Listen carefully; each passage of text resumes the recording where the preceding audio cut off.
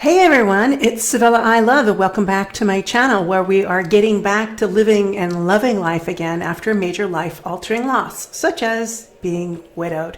Now, this is going out tonight to all my widowers and widows who are starting life again after being widowed, after losing your husband, your wife, the love of your life, your boyfriend, your girlfriend. And in your previous life, you had a world that existed with one another. You were living together, maybe for 20 years, maybe for a week, maybe for a lifetime. Maybe you've never been without this person. And now you're starting over again. And you've decided that you're ready to date, and maybe you actually have somebody in your life right now. You maybe are feeling like you're in love with someone else, possibly.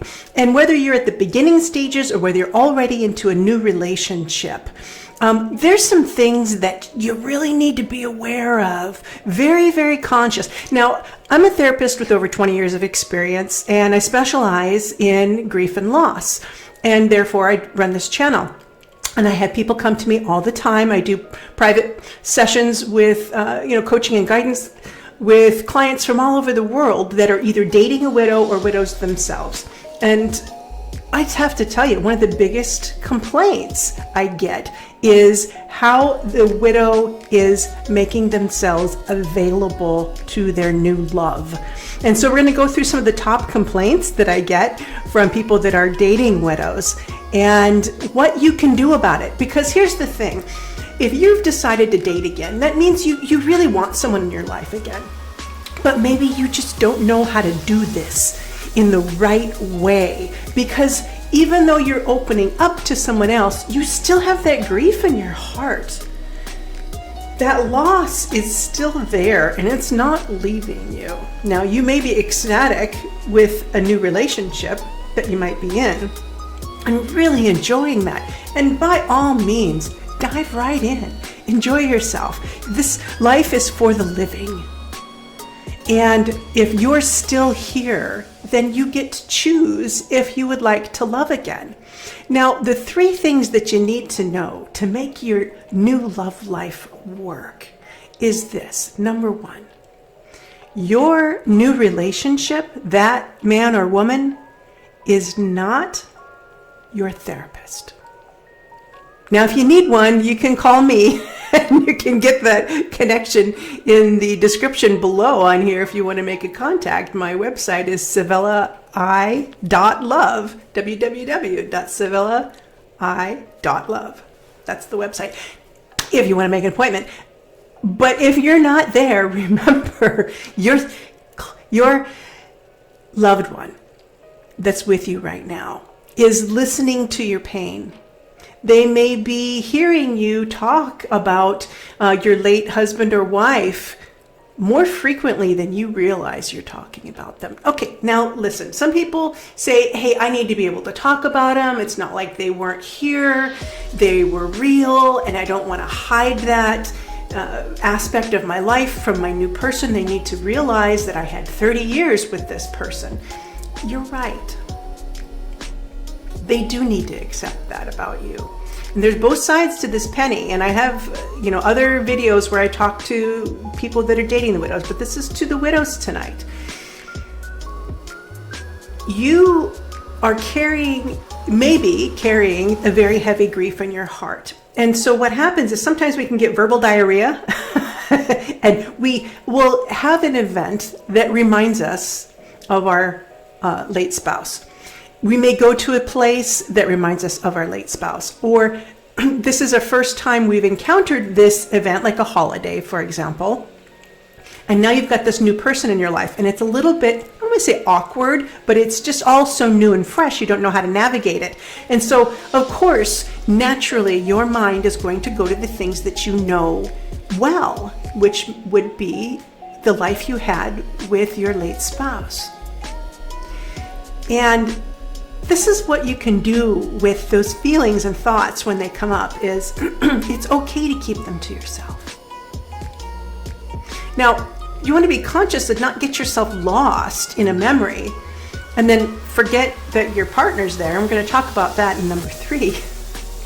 But when you are getting yourself into a headspace where you're not allowing your partner to really be a part of what's going on with you right then you're shutting them out.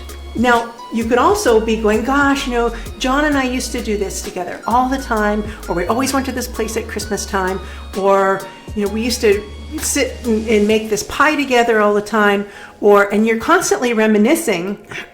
Your partner that's in front of you, your boyfriend or your girlfriend, is feeling left out. They're wondering, where's space for me in this relationship, right? Am I going to have to live with a ghost? No, they don't have to live with a ghost. But if you're constantly bringing up the name of your late spouse, and everything in your world reminds you and them of your late spouse, then it's going to be hard for them to find a way to fit into your world. And you need to be able to find space for them. And so here's a couple of ways that you can do that. If you are at a stage in your relationship, your new relationship, where that person's coming into your home and staying the night, and you still have pictures of your late spouse all over the walls, your wedding picture, your 30th anniversary picture, all of those things. This is sending a message to your new romantic partner that they're second fiddle. Now, I'm not saying you can't have pictures of your late spouse in the house.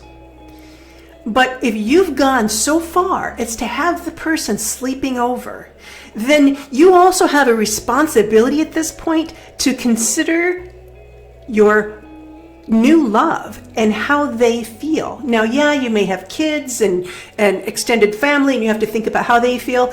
But the reality is that your spouse is gone, and you have decided to move forward and date again. You have decided to bring a lover into your home. And when you've decided to go that far, then you honestly have an ethical and moral responsibility to really consider how this other person might be feeling. Because bringing someone into your home and allowing them to stay the night, in most circumstances, unless you have an agreement already that you're just here to have fun, but if you're seriously pursuing this person, and I'm assuming that you are, this is who I'm talking to, not those that are just playing around, but for those that are seriously pursuing something, consider moving the pictures to different places in the home, or consider paring down the pictures and only saving a couple. Now, if you've got a shrine to your late husband or the picture of your late wife over the mantle, it might be time to consider what else you could do with those photos. Because the energy that it's bringing into this new relationship is sending a very clear message. And it says you've got a back seat. Is that the message that you want to send your new romantic partner? It's a question to ask yourself. So at the very least, if you have photos of your late spouse in the bedroom and your late wife's perfume is still by the nightstand and her toothbrush is still in the cup in the bathroom and his shaving cream is still on the counter and his robe is still hanging on the hook because you haven't been able to move them, then what I want you to consider is, are you ready to be at this stage? If you are not able to consider the feelings of this person that you've brought into your very intimate space in your home. And for some of you, you might feel a resistance to what I'm saying right now, and I get it. Believe me, I get it. For those of you that have been watching my channel, you know that I was widowed. These are difficult steps to make. And some people are more conscious of others than others, right? And you don't want your date to have to tell you, hey, could I have a little room in the bathroom for my toothbrush? Could I have a place to put my water bottle by the bed because they have to move your late wife's photo to the side? Or the big picture of your late husband in the bedroom? So I urge you, put yourself in their shoes. What would that feel like if the situation were reversed and you were in that man or woman's house and they still had all the photos and things like that in the intimate space? So at the very least, take them out of the bedroom. Do something else with them. Repurpose them. Make space in the bathroom for your new love. Give them a shelf. Give them a toothpaste cup.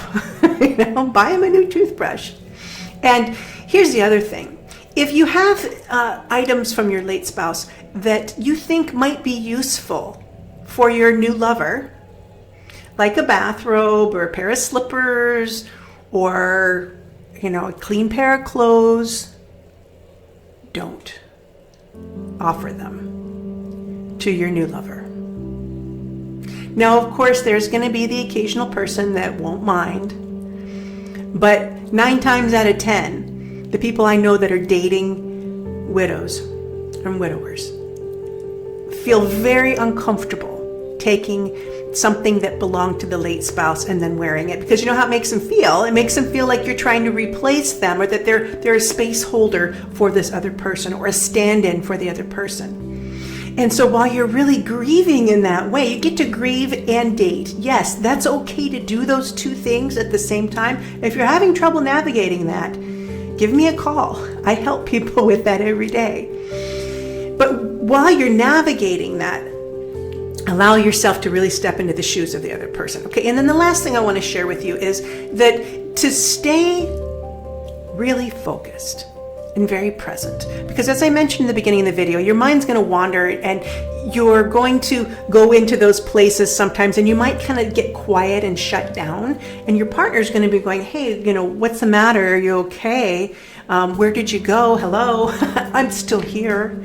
Especially around the holidays when things feel more, a little more sensitive. Now, it depends on the relationship that you have with this new person, how open they are, how available they are to hear what you have to say and what you have to share. But even the most open person who's willing to sit with you in your sadness also wants to be recognized. So if you do share something, to say, yeah, it's the first Christmas without Sarah, and I was just having a hard time, then turn to them and say, and Julie, I'm so glad that you're here with me. And I just want you to know that I'm really looking forward to the time you and I are going to share this year. Even though it's new for me, I'm really looking forward to it. I'm excited about this new stage in my life. And I want you to know that, even if I seem a little sad sometimes, that I am not trying to be away from you. I'm glad you're here. So just what I'm saying is bring it back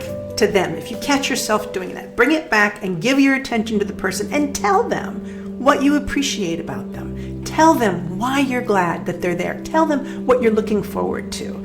So they know, if they're an understanding person, that even though you're going to slip away once in a while in an emotional state, that they know you're still making the effort to be there with them. Don't just slip away and say, oh, it's nothing, and then ignore them, because they're going to be hurt and they're going to wonder what's going on. You want to start moving into making this person the primary focus of your new life. And if they're very understanding, they'll walk with you to navigate that slowly, because it's a long, painful process to move into a new world, a new life with someone. Even when they're ready, even when you're ready to move forward, it's still hard. Okay, I know I did it. And when I first started going out with the man who's my fiance now, I've been with him for many years. When he first started to come and stay over at my house, I made a drawer for him, and I bought him some t-shirts that were just for brand new t-shirts, and I put him in a drawer so he had clean t-shirts, because that was something that he liked. And so because he would come to visit me, because because he lived in another town. And he really appreciated me making space for him, right? And I bought him some razors and I put him by the thing. So you can do the same thing for your female. You know, you can, if she's coming over, you can buy her own robe and hang that on the wall. You know? And so just little things like that. So to take those personal, very intimate personal items and put them away, especially in the bedroom, if you're taking them into your bedroom, okay? So hopefully those things have helped. And, you know, it's different for everyone. Every situation's different. It's just to raise your awareness as the widow that this other person really has feelings. And so if you're ever getting into a conflict with them, put yourself in their shoes for a minute, okay? And allow yourself to really think about what that might be like for them. And that's going to help you to make the next best decision because you're new at this. It's not like you get widowed every week. This is a new place for you. So keep that open communication between the two of you to the best of your ability. And I have a lot of things I like to say for those who are dating widows because a lot of them get jealous. And so there's some of the things that you can do to help mitigate some of that jealousy is by reminding them how important they are to you. Okay. So if you have questions, if you would like to have some time with me, you can find my website below on the description on this video. And just remember that all of you have the right to love again. All of you have the right to be happy again. And in whatever way that life will take you in, whether it's a relationship or whether it's just new adventures, but allow yourself to really blossom because you're still here, you're still alive, and if you're still alive, you still have purpose. I'll see you next time.